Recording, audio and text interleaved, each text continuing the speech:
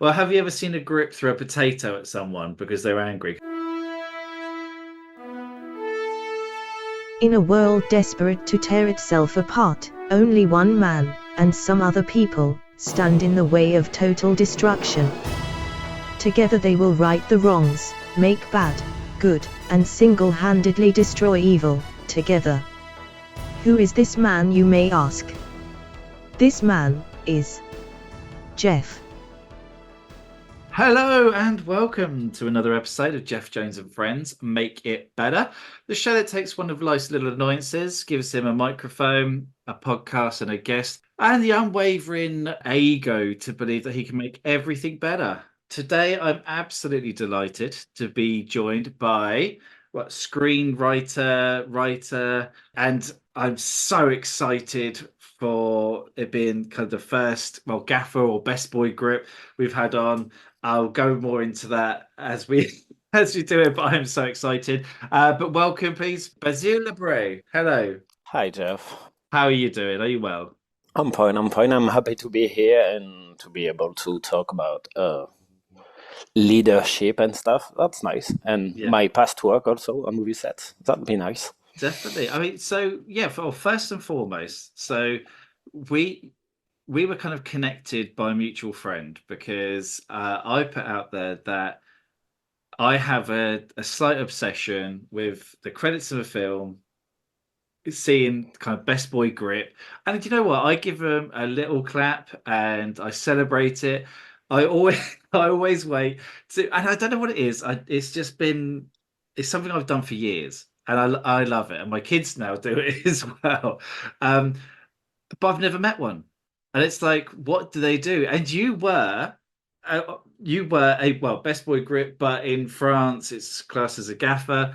So first of all, give us the lowdown of kind of what they are. Okay. And now that I'm thinking about it, I've got at least one credit, I guess, as a best boy grip on a movie you could find on YouTube. Like it was one of those first short movies I made during when I was a student.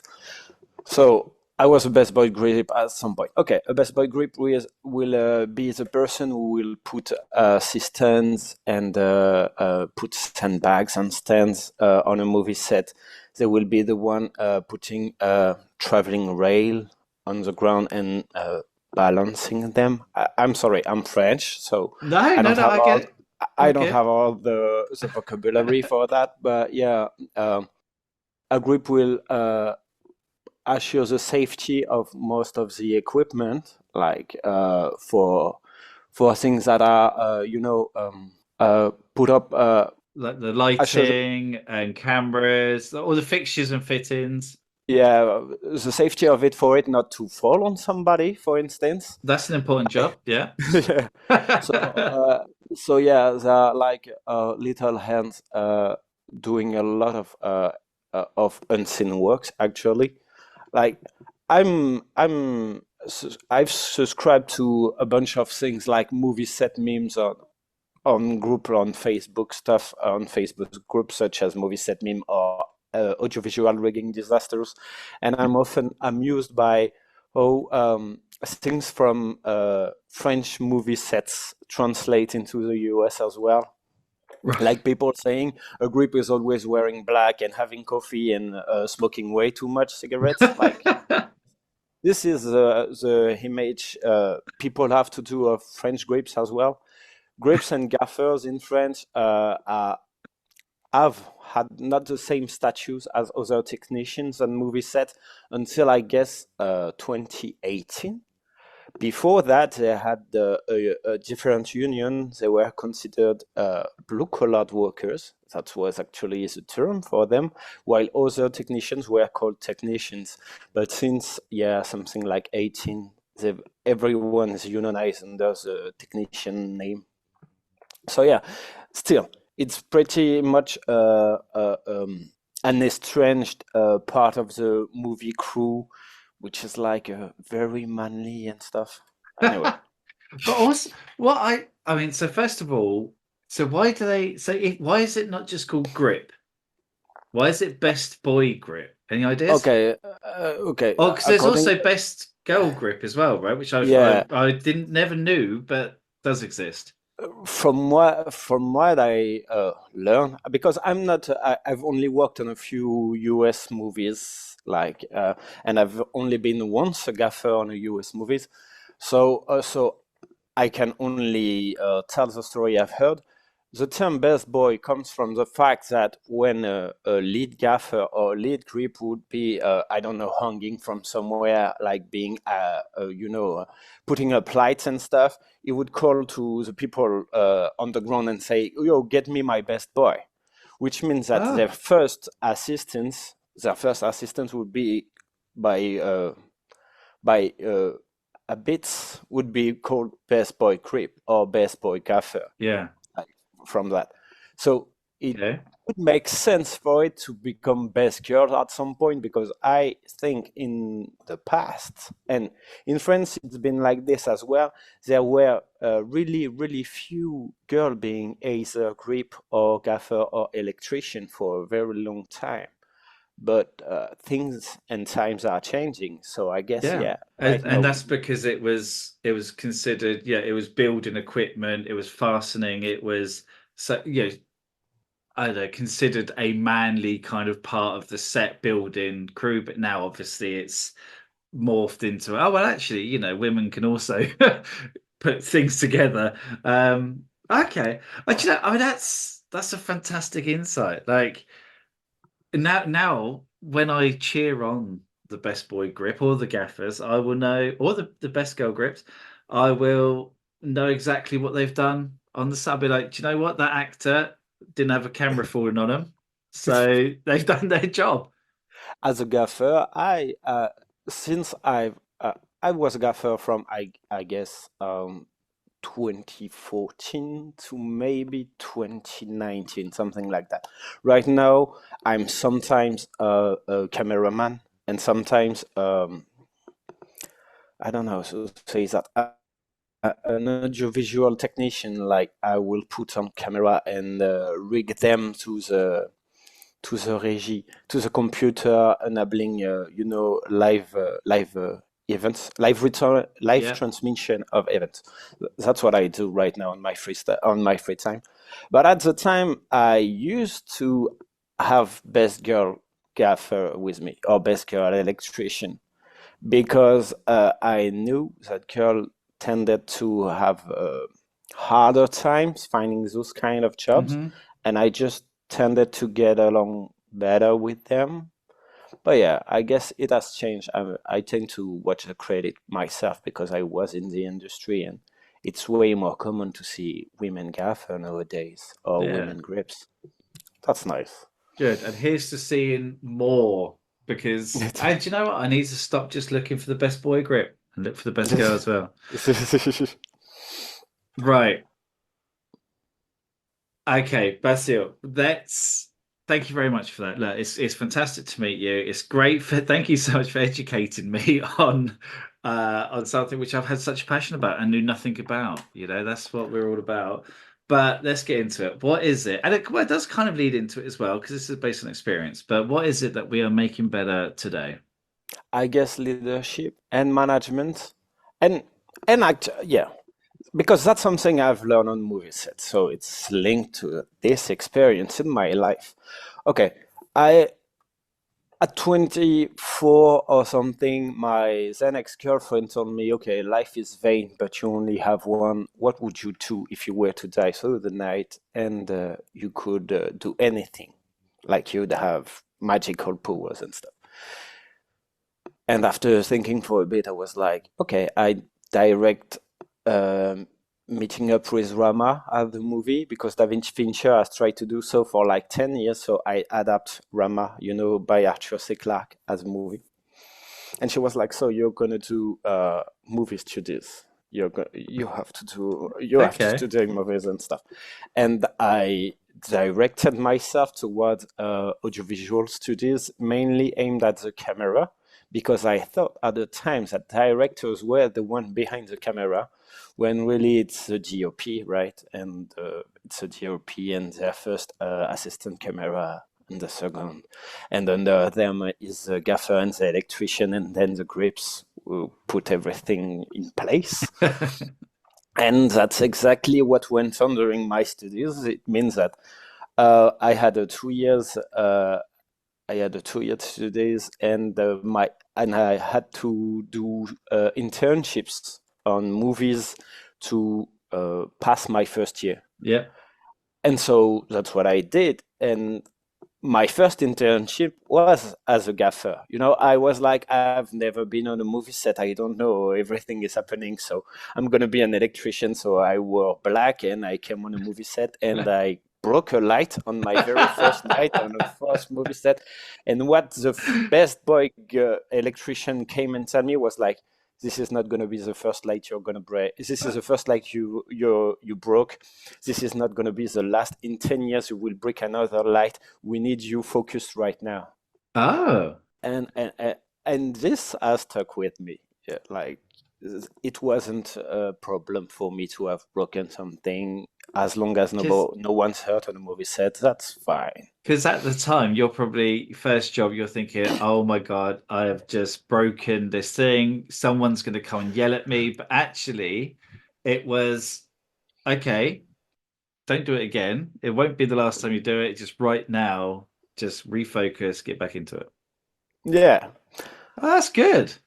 Yeah, that was useful to me, actually, like because we were switching scenes. We were switching on girls at the time. We were making traveling through a street at night. And I forgot to turn off a light before moving it, so I killed the light bulb inside of it. That's what I did. That's my first thing on a movie set I ever did. And there's this rule on French movie set, which is as long as nobody gets hurt, there's no issue. Just keep going. Like, we don't have the time to wonder. The more money you have, the less time you have. Do you know I what? swear. I love that because like that is France all over. So someone that has been to Paris knows that the general, like if you've been a pedestrian in Paris, you know that as long as no one gets hurt, anything anything goes. Like you're trying to cross the road, anything goes. As long as no one gets hurt, it's fine. Like Yes. so, and I love the fact that transitions also into okay, look, we've just got to get on with what we're doing. So as long as no one's hurt, don't worry about it. Bury it. We'll carry on. Let's go. I love that. So the problem is with all those internship, because I did a movie for the French Fifth Channel, which is called Arte, and right after that, I made an internship on a full movie feature, on a theatrical feature, and so as a student, people thought I was experienced, and that's why I had a short film as the main best boy grip, when really I shouldn't have been like really. But let's say I got up the ladder way too fast, and that's because I guess on a movie set people will give you the responsibility, the accountability you not that you wish for, but that you can take upon your shoulders, because things have to be done. As I said, the more money you have, the less time you have. The less money you have, the more time you have. If that makes sense. That makes perfect sense. Yeah. And so I guess I climbed up the ladder, and I met this guy who had way more experience than me, and I bet on my fifth movie or something, he had to be my best boy, when most of the time I used to be his best boy. And I remember being like, I'm sorry, you have to be under me. I know you're way more experienced than me, and you're better than me. And he was like, you're the lead now. The DOP is going to talk to you. You're the one who have to dispatch information, and we don't have the time to have any doubt. You just do it, and I will swipe up behind your mistakes, no issues. That's fantastic. What a confidence boost that is, having the experience behind you. So not begrudging you for it, not being waiting for you to fail, but actually saying, do what you can do. I will help push from behind, clear up, but obviously help you progress at the same time. That's fantastic. Yeah, and that's a thing I learned because as I grew up in this system, I sometimes went to be the best boy of someone who was less experienced than me. Yeah. And I remember my friend Arno, and I was like, there is no issue. I know I'm better than you. There is no issue. I'm going to swipe up behind you. You're the one the DOP is going to talk to. You put it to me, and we will go along. No issue. And this, when I talk about doing management better, this is one of the thing I think bet on me. Right now, I'm not in the movie business anymore, and I think this one of those things I've kept from the movie sets. Like your subordinates might know more than you about the job, and there is no issue about that. You can just listen to them, learn about their mistakes, their personality, know which one's not gonna want to do something. But you have got to learn and be honest and truthful about whether they know more about you, about what you're doing than yourself. It can happen. If Yeah. it's their job and they are doing it 24/7, they probably know more than yourself, even though you're in a position of leadership. I mean, that's a great point. And do you know what that stems? It's almost like it stems two different conversations. So first of all, there's that piece of just because someone's good at a job, it doesn't necessarily mean they can lead, or it doesn't necessarily mean they want to lead either. And if everyone understands their own goals, their own skills, and their own limitations, then everyone gets on fine. So a manager could be great at managing and doing the admin, do the form bit, but may not necessarily be able to do all the jobs that the staff do. And that's okay because they're employed to manage and the staff are employed to staff. Now, if there is someone who is more qualified or more experienced, and if they kind of resent the fact they're not management, that may be because they're great at their job, but just not very good at management. And whoever is hiring at that point has seen that. Because, and there's something which I notice an awful lot in various industries is that a lot of the time, people who are experienced at doing their job are then put into a management role just because they're experienced.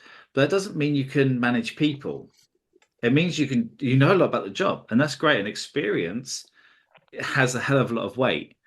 But if you can't actually trickle down personal management, it means nothing because people won't work for you. That's interesting, but that also means that management and leadership has to have open ears, Yes. like about what some people may not be able to. Like in my team right now, I know I have a person who, when the promotion was open to become a lead, because as in audiovisual, as I on movie set, I went up the ladder all by myself in this new job.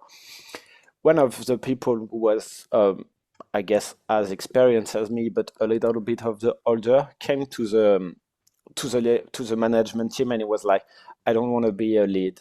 Hmm. Basil is a better lead than me. He's the one that should be put in this position. And when I talk to him nowadays, he still does not want this position of management, but he still has a lot of good insight about how the team is doing and Yeah. what could be improved in our jobs. That's that's something I've learned on movie set. Somebody might know, maybe they're not good at leaderships, but keep an open ear to what they have to say. Some are gonna resent you, whether they want your job or not, Yeah. because Oh, that's how the world is built, right? yeah. If you move up too quickly, people would always look at that person and think, well, I could do that, or I should do that, or whatever. And actually, well, it doesn't matter. You're not because of some reason.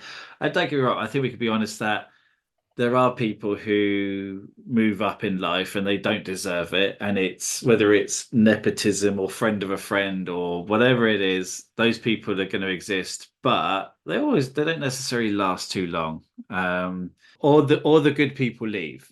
I'm in a I'm in a I'm in a very big company, so I tend to say a lot of people in my company tend to arrive in position of leadership because of studies, and I'm not sure you can really study management, whatever school says. Yeah. Uh, leading people, leading people is knowing how people works, how people operate and feel and live. So you're gonna have problem managing people because people are people. Yeah. Like some people are gonna be awesome at their stuff and an awful person and have awful personality traits and still be a very good employee. Some people don't want to do anything and they're going to be lazy, but they're going to be awesome people to work with and they're going to create a coordination, like a team feeling Yeah. around them. And you have to manage all those different auras and personality traits and make them work as a team.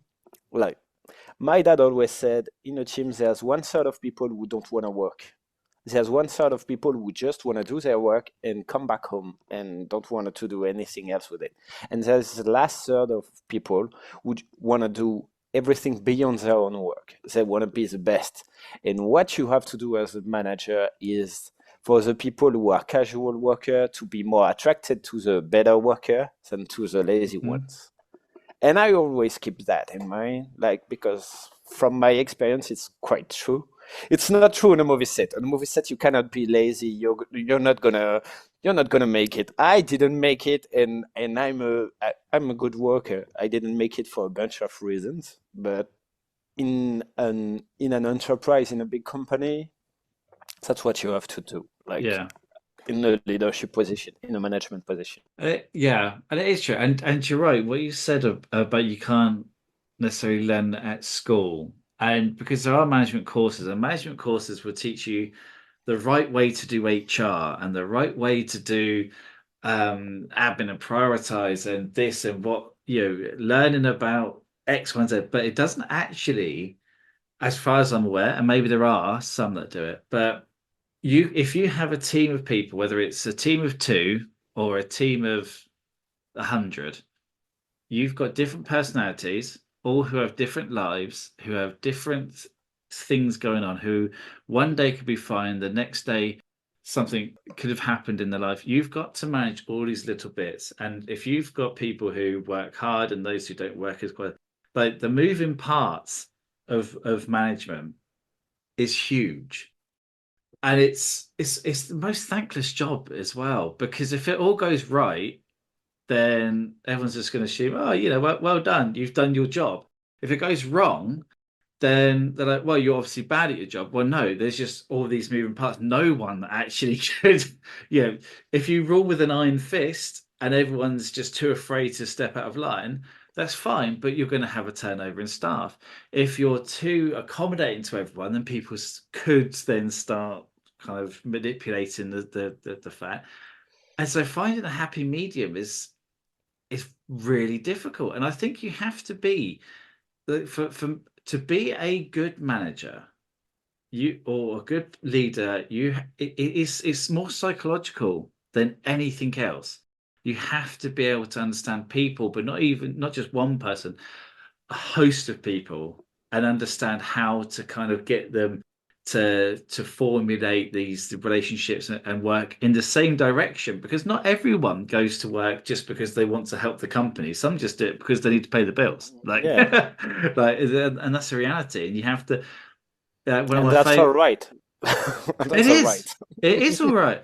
Yeah.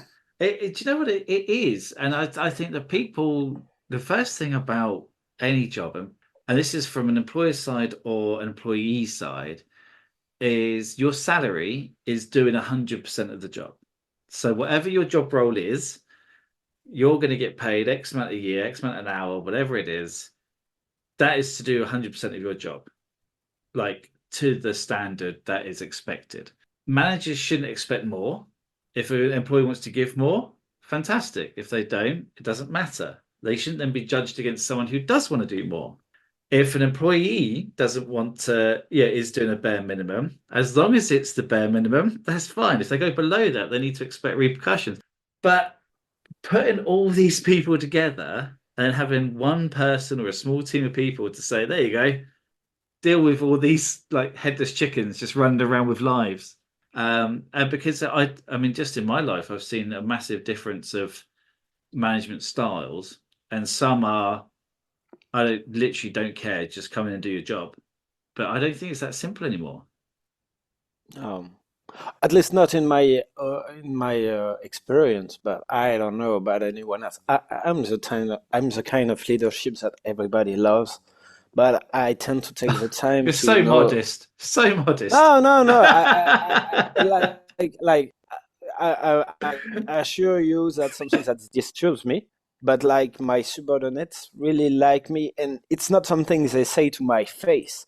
It's something I heard them talk about when I'm not here. Yeah. So it's really weird. People being you go in a room and people are like saying, "Oh yeah, you remember when it was all leadership?" You're like them. They don't know I'm here. Because when people come to you and say, "Oh yeah, you're a good leader," you're like, "What do you want? Promotion? Yeah. What's your end game here?" Like, I'm honest. I'm blunt. I know stuff, but yeah. And I think, as I said this one day to one of my own managers, like one of my somebody on the upper echelon than me.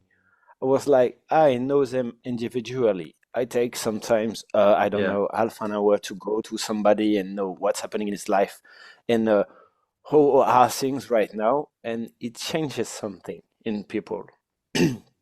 they they they work for the company, but they trust me in the long run.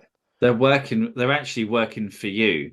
They and this is, yeah, that's a fantastic point, because if people respect their manager and enjoy working for their manager, and you don't just want to do your job well, you want to make your manager look good. I've worked for managers, and I've been a manager, like much like yourself, where I've worked for the people, and together as a team, we've kind of done our jobs to kind of, which has resulted in the company growing. But you want, if people buy into you as a manager, they don't want you having a hard time, like from the people above you, and that's when you know you've got their trust and loyalty and respect. And it's less ethereal than working for the company. Hmm. Working for the company is an entity nobody really cares about. Like, as I say most of the time to my subordinates and to people around me, HR or people that are gonna execute discipline or towards you or stuff, they don't know you. Yeah. In a big enough company, people who are deciding upon your fate, they don't know you exist. You're just like numbers or letters on a paper. But because so working for the company is kind of like a big concept which is too grand for people to really comprehend. But working for your manager or your Hmm. leadership that really knows you, this can mean something to you. Yeah, yeah, definitely, and that is what separates. I mean, have you worked for bad managers in the past? Yeah. Yeah. What's the worst kind of? Oh, not necessarily the worst, but what is a bad experience that you've experienced before? um f- uh, oh I tend not to I try not to. To dwell. Okay, one day, one of my director of photography, like when I was a gaffer in France, a filmmaker is gonna hire a DOP, a director of photography, and the DOP is gonna hire a gaffer and a lead grip and everything behind that by himself. It's not the production that does that; it's him through his own network. And one of my DOP once took me on a really, really harsh shoot And I was like, I don't know why you took me there. I think I'm not experienced enough for this. But I'm gonna work my best. And it was the first time I had like 5 or 6 people under me, so it was an overwhelming Yeah. experience.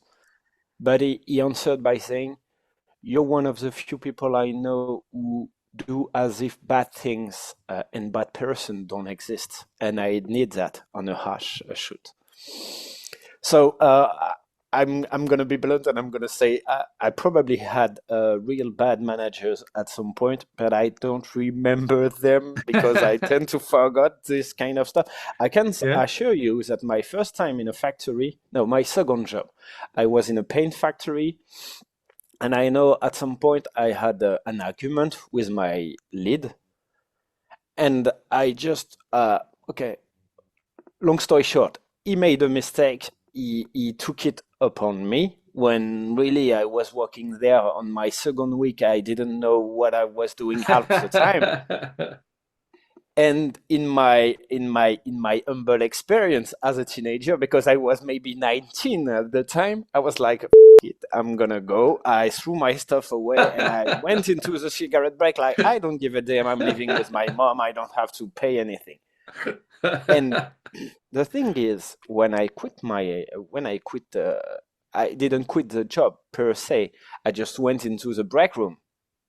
I didn't see him for 1 hour, but he came to me and he apologized. He apologized. Okay. He was like, "Okay, there was something that happened. Can you pick up your stuff and come back?" But then I came back and he had done my work. Like everything I was supposed to do, he had done it. And this is branded in my memory because I was like, I just yelled at you, but you did my work when I wasn't here. So even if I quit, you will do it. You do it, yeah. You know how to do it. Ah, And ever since this moment, I've always been like, somebody who is in a leadership position should be just like this guy. Whether I respected him or not before the argument, afterwards I might not have liked him, but I respected him because yeah. he could replace me in an incident or through a problem. He knew what I was doing. That's something that's stuck in my mind. Yeah. Has the kind of been maybe even been through what kind of yeah, the role and doing the job. And I don't know if it's the same in France, but I was in a bank fairly recently here, and there's a queue of people, and you've got the people on the counter taking the money and doing the transactions, and then the bank manager was kind of floating around, and someone said, "Oh, can you go and help them? Like, there's a queue of people. It's lunchtime. Could you go and help?" But, oh no, I'm not trained to do that job. And you're like, how the hell did you become the head of a branch of a bank and not know how to do every job within that? Because to me, don't get me wrong, you don't necessarily have to be good at everything, but you at least need to know that if the muck hits the fan, you need to be able to step in and do some work, not just sit in an office and hope that everything's going to be It's okay in gonna the be all end. right. Yeah. And I said, like, I couldn't be that person. Whether don't get, oh, I know, yeah, multi-million pound companies are sat at the top. You don't expect the top. Yeah, that's fine. Although a lot of people have worked their way up, but that's fine. But if you're working at a kind of medium to high level, and you're in charge of people, certainly of an infrastructure, yeah, factories or shop or films or something. You need people. In fact, the worst thing a manager could have, in my opinion, is if someone walked out. So when you walked out and said, "You know what, not doing this,"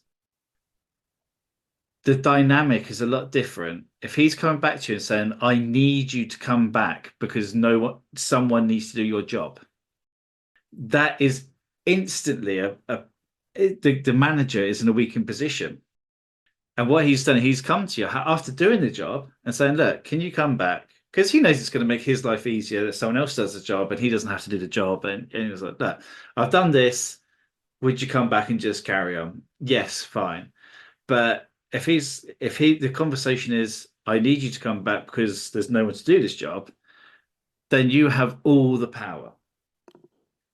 And that's, I don't know, that's kind of, that's sure it's unforgivable almost to have someone who can't just pick up the reins and say, "Do you know what, you want to go, because Hence why, that's the power move. You want to go, no worries." hence why the title of this episode is Jeff Jones and Friends Make Management Better.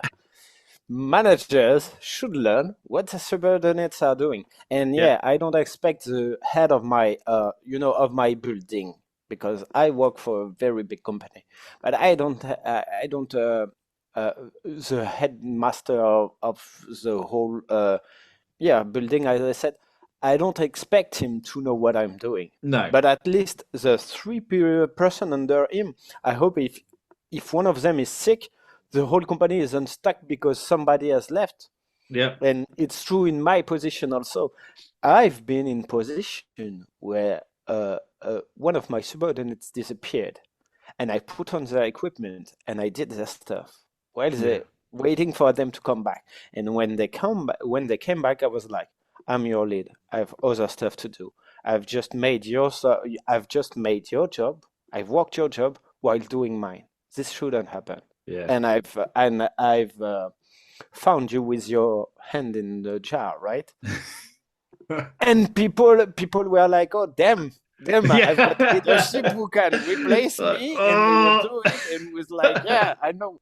And this is something yeah, I've gotten from movie set. Like, I assure you, from this guy I've talked from my second job, because as I said, leadership who knows what you're doing, and leadership cannot be as good as you in your job, because they're not doing your job as much as you are, yeah. but they should know what you're doing.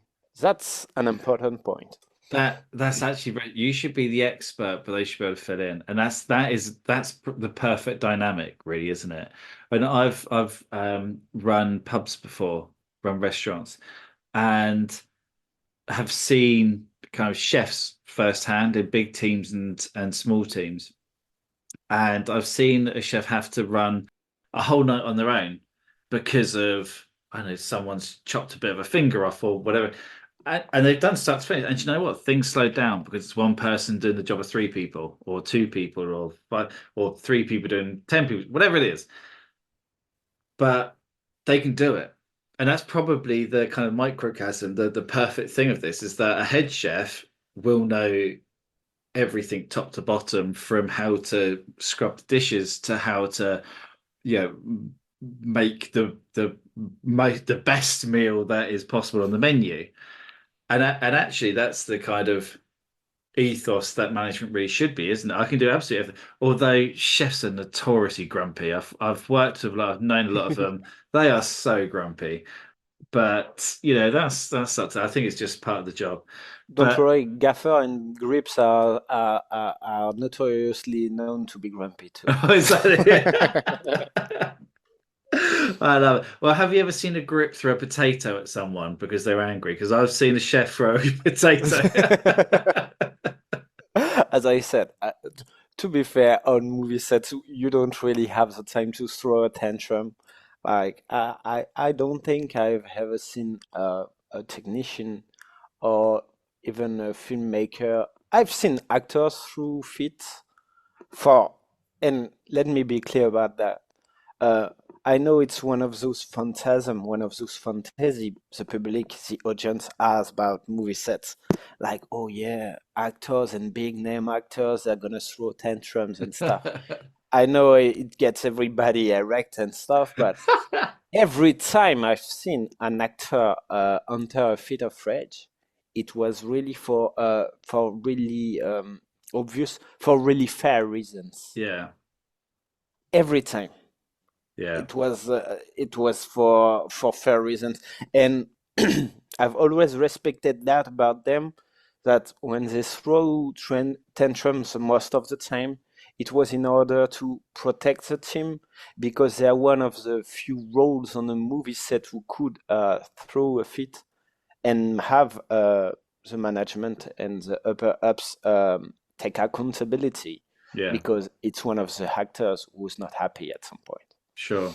No, and that does make sense. And actually, us on the outside, we look, oh, they're earning their money, they're doing this. How, what have they got to moan about? And actually, if there's things that aren't right, if it's dangerous, they're going to get. Plus, also, I mean, it's long hours for starters, and everyone's allowed to get a bit grumpy on long hours, especially if you and again to translate it across the working world, if you're going in, whether you're an actor or a chef or whatever it is, and you've got an expectation of yourself, and you say, right, I'm going to go in and give 100% of my work. I expect everyone else to give 100%. And on a movie set, if it's a safety issue or if it's an incompetence issue or whatever it is, then okay, you can be a bit grumpy, because people are still going to react differently. And so, yeah, in whether it's going to be shouting or pleasant or however it is they do it,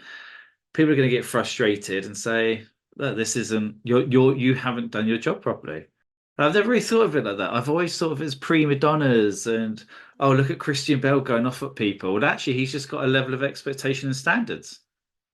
If you want a true story about that, although I won't cite names about the story, I was on a movie set with someone notorious, and things were really not going well.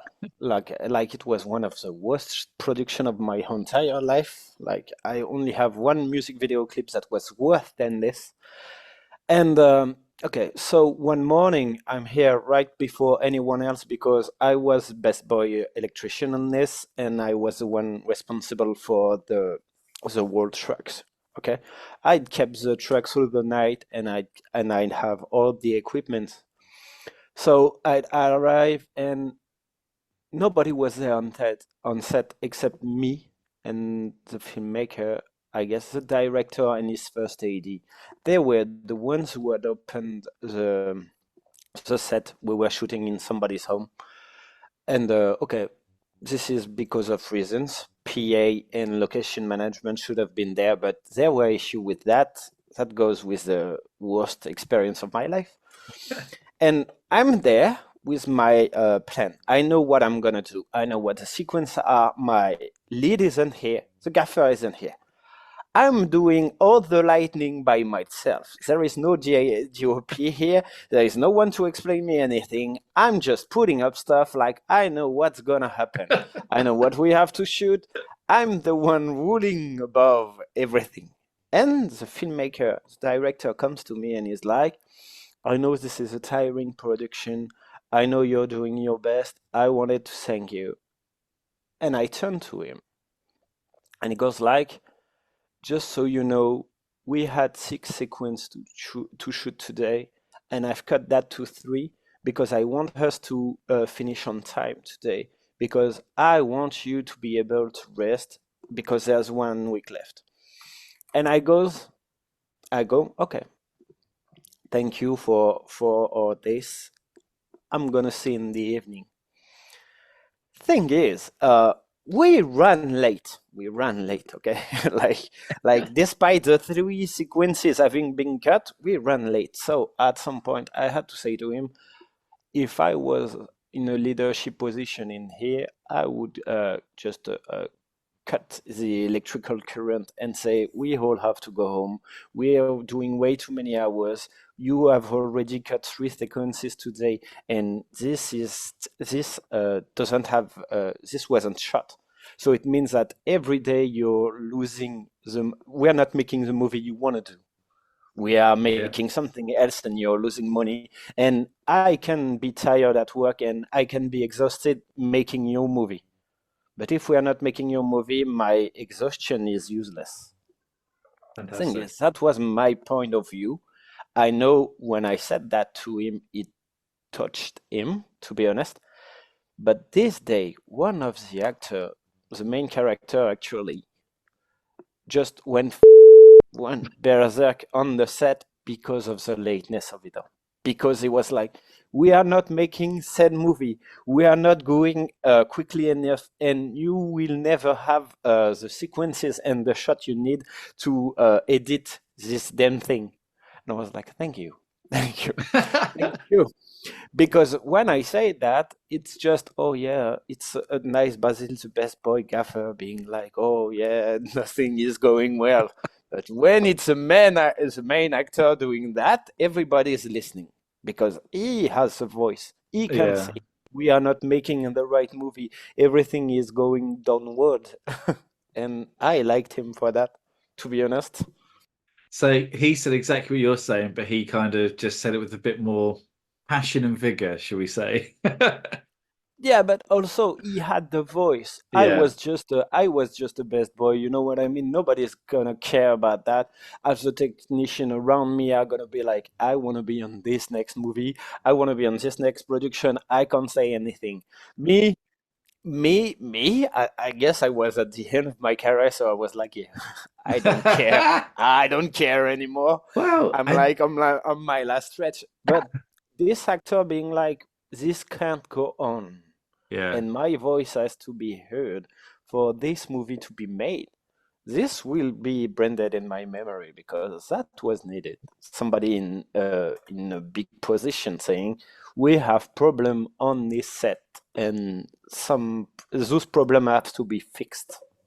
I that. I mean, you brought up a good point though, which would actually make a good second or like a follow-up episode to this of something which I've never been very good at of kind of playing the game and being the yes person and like I do it to a certain extent, whereas I don't know I'll kind of go under the radar, or sometimes I'll be the person that needs the occasional talking to because I'm expressing opinions about about the some I tried once to be the that go-getter person, and but actually I'm just someone who's like, you know what, I'm good at my job.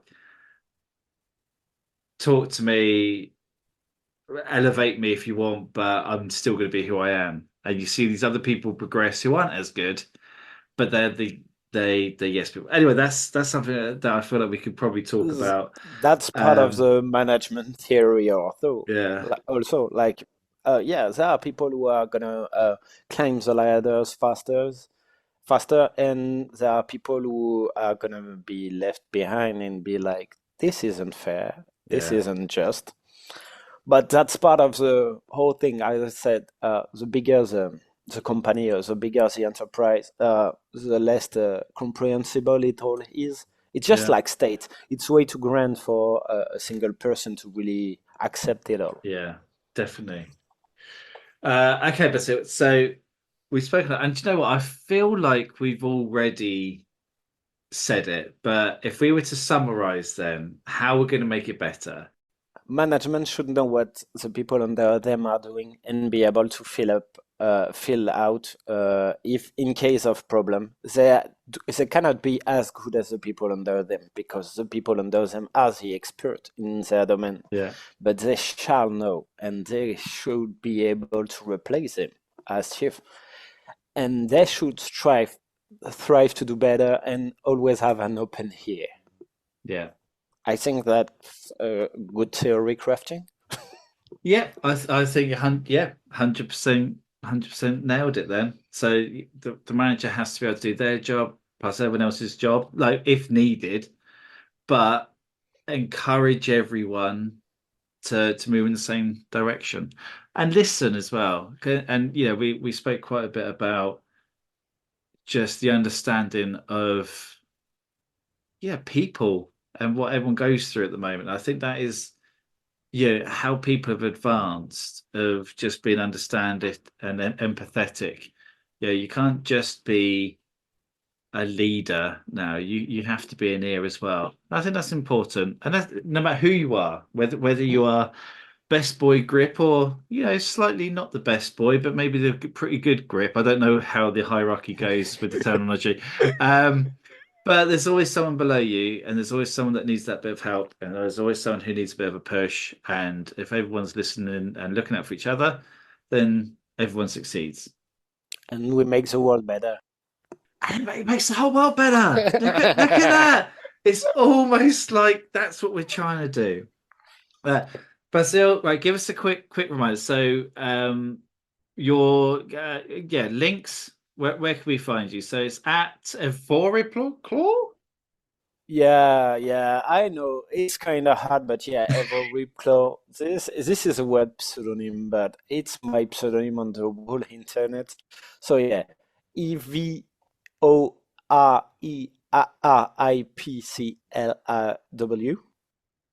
Ever Ripclaw, but just type Basile Lebret. It will be enough. We'll find You you. can find me here on X. Yeah, or on IMDB. I don't know, or on LinkedIn. On LinkedIn. An IMDb.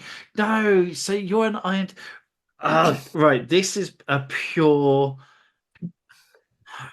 ego thing. I have to, for anything, I need to get an IMDb. A previous guest and someone that was, I guess, another. I've met him a couple of times now. Bernie Rao. He's a director. He's done one of my all-time favorite films called Killer Sofa. There's a second one coming. It's just the greatest kind of low to mid-budget horror film you'd ever see. It's on Amazon. Okay. Killer Sofa. Trust me, it will change your life, right? Okay. He's on it, and there's a second one, and I keep just throwing in little oh, if you need anyone to be like man on the radio, or like I will do it. I'll do it for free. Just get me a credit. Like I don't care what it is. I don't think he's bought it yet. So Bernie, if you're listening, this is the plea. But yes, and I'll tell you, Jess, that you're on IMDb, and but we'll have all the links. And I'm a writer. You can find my work in at least two anthologies, I guess you can find on Amazon. One is by Sliced Up Press, and it's called Monstroddities. I've got a short story in there. And the other is Step Into the Light by Bag of Bones. And you can find another short story by me in there. Like, yeah, because I'm a horror writer when I don't do podcast with Jeff. Which I hope you do an awful lot more. Look, but this is great. Not only did I finally really get to grips with what a best boy or best girl grip or gaffer does, um, but I think we've spoken about what a lot of people think. There's a lot of people who have good managers, bad managers, who are good managers or bad managers, and we all kind of talk and we moan and everything. So I think this is going to resonate with a lot of people because we've all been there and we all just hope. And do you know what I think is that anyone listening to this, if you are a manager, are you at this level that we've spoken about? Because I think that's a general consensus. And if not, look at yourself. If you think you are, you know what, maybe not. Still look at yourself. But also anyone who's working with managers, if you've got a good manager, show them that they're appreciated, work for them. If you've got a bad manager, then you know every so often it's okay to just dig your heels. Especially if you don't think they can do your job, then just dig your heels in a little bit. But that is management made better. Basile Lebret, thank you so much. It's been fantastic to meet you and chat with you over the last hour or so. And um, yeah, it's been great, and I hope you come on again. Thank you. Brilliant. Thanks so much. And okay, so everyone, thank you so much for listening. This is the bit that I hate doing, Basil. So don't forget to like and subscribe. Now my kids tell me I've got to say that more. So please like and subscribe. They don't like me saying it when I'm sitting off to school. I'm like, okay, have a good day at school. Don't forget to like and subscribe. Oh, Dad, shut up. Um, but yes, so you can find the podcast on all the major streaming sites.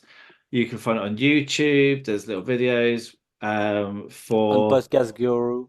I found it on Podcast Guru. That's there where I we listen to you. Podcast Guru. Okay, I don't know what that is. So that's great. So I'll have to search that because I didn't know I didn't know what that is. I'm not very good at the technical side of it. I just like talking to people. Um, so yeah, we've got the Jeff Jones and Friends Make It Better YouTube. There's at Better with Jeff for Instagram and TikTok, although I haven't really done the whole TikTok thing. But the Instagram is just lots of stuff about my dog, who's a rescue and it's really mopey. And people seem to like him. Anyway, so find me, find Basile. I don't know, gorge yourself in content. It's going to be great. But yeah, until next time, it's goodbye from me, and it's goodbye from Basile. Say goodbye, Basile. Goodbye. Till next time.